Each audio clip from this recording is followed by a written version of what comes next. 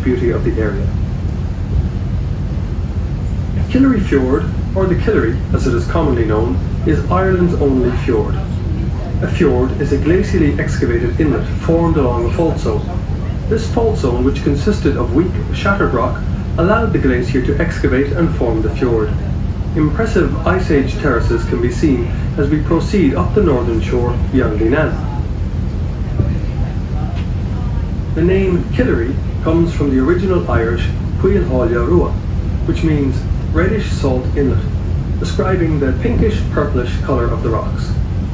Killary Fjord is approximately 14 kilometres long, about 9 miles, and 700 metres wide, about 770 yards. Its deepest point is 42 metres at the mouth of the fjord, and this depth extends for some 2 kilometres into the fjord, but the rest of the fjord is less than 20 metres deep. The opening at the mouth of the Killary is just 228 metres wide, but there are rocks and reefs, so sailors entering or leaving need to pay close attention to the markers. The fjord itself spans 2 counties, County Mayo to our right on the northern shore, and County Galway to our left on the southern shore. The county border runs down the middle of the fjord, so we will probably have half of us in Galway and half of us in Mayo throughout this trip. The geology of the north shore differs from that of the south shore. On the north shore, on our right, the landscape was formed around 460 gritstones, shales, and volcanic rocks. Most of the landscape on the southern shore, to our left, was formed more recently, about 420 million years ago, and is composed of Silurian sandstones and mudstone. While the northern shore has its Ice Age terraces, the southern shore boasts a special type of reef consisting almost entirely of tube-building worms, which can be found at numerous sites along the southern shore. Ah, you're okay, just go. The ship you are travelling in now is called the Connemara Lady. Why are ships often referred to with the feminine pronoun, you may ask?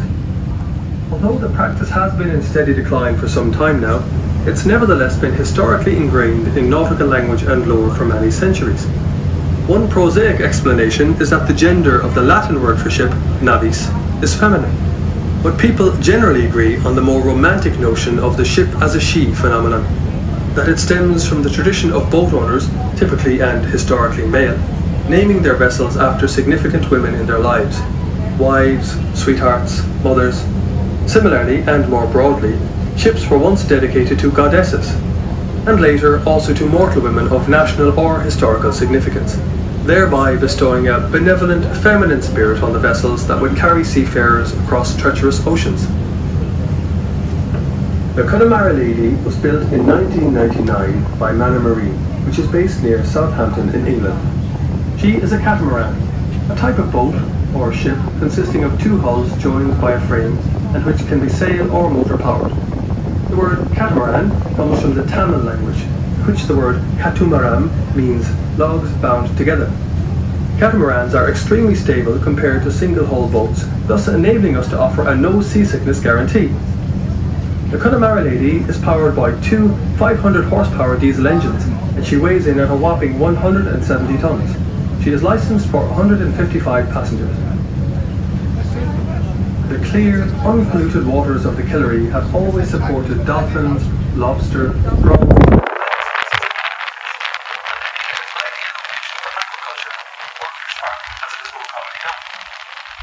already noticed a series of long lines and rafts floating on the sea. These structures belong to local mussel farmers. The structures are firmly anchored to the seabed, and from each structure are suspended dozens or even hundreds of ropes to which the mussels attach themselves as they develop. Mussels occur in the wild, and the blue mussel is the one that is grown commercially.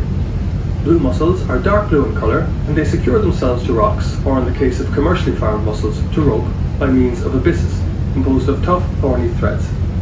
If the byssus is broken, a mussel can renew it and reattach itself to the rocks. This ability of the mussel to reattach itself proves ideal for aquaculture. Mussels spawn in the early part of the year, triggered by a rise in water temperature. The young mussels, which are called span, attach to the ropes which hang to a depth of 10 metres below the long lines and the rafts. These growing structures are securely anchored to the seabed. They can be up to 1,000 spat per 25 millimeters of rope. That is 1,000 spat per inch of rope. The spat grow over a period of 12 to 18 months, but in order to allow them room to grow to full maturity, they are regularly thinned out.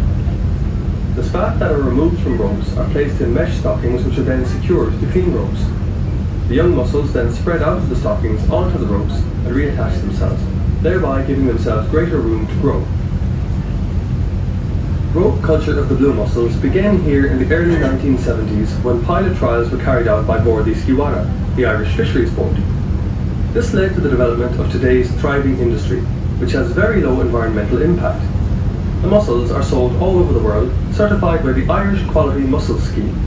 The mark assures that the mussels have been harvested, processed and packed in accordance with the highest standards and that these mussels are fully traceable.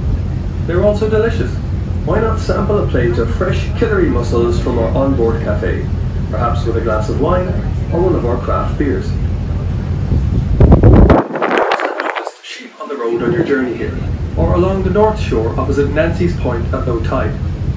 Sheep farming is a main agricultural activity on the shores of Killary Fjord, as the land is unsuitable for large-scale dairying or beef. These sheep are blackface variety, or Scottish blackface to give them their proper name. But sheep have not been here forever. They were introduced by one of the major landlords, Captain William Houston, in the 1850s. He built a house, Dulloch House, on Dulloch Lake, just north of here, and farmed 9,000 acres, one of the largest farms in Ireland at the time. To create the farm, which covered half of the peninsula between Westport and Annan, he evicted tenants, creating much hardship. One summer alone, it was reported that they sheared 23,000 sheep. The big estates of Ireland were largely broken up in the early part of the 20th century, so nowadays the farms are a lot smaller. Dulloch House is in ruin. Many of the farms you see along the Killary are in a commonage area. This means that they are not owned by one farmer, but each farmer has the grazing rights to the area, along with other neighbouring farmers.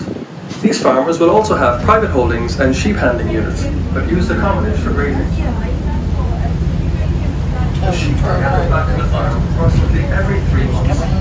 They are brought in by a group of farmers from the same commonage that help border collie dogs. The reasons they are brought in is for lambing, mating, shearing, and also for medical treatments. The farmer knows his own sheep by the coloured marks on his flock. Each sheep also has an individual tag number on their ear. In fact, a flock of sheep will tend to remain in the same area of the hill throughout their lives, provided they have adequate food, and not roam very far from where their mothers had taken them. Scottish blackface are well suited to the rough, mountainous conditions and the high rainfall. They are also good mothers and rarely need help with lambing, so they can be left on the mountain year-round. Their wool is not commercially attractive.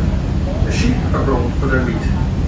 It is highly sought after due to its wonderful quality and flavour, reflecting the natural environment in which the sheep are reared. It receives its flavour from the micro-herbs and heathers that grow in the hills of Killary. On your right-hand side, you can see Killary, if she is not wearing a hat and scarf of cloudy mist.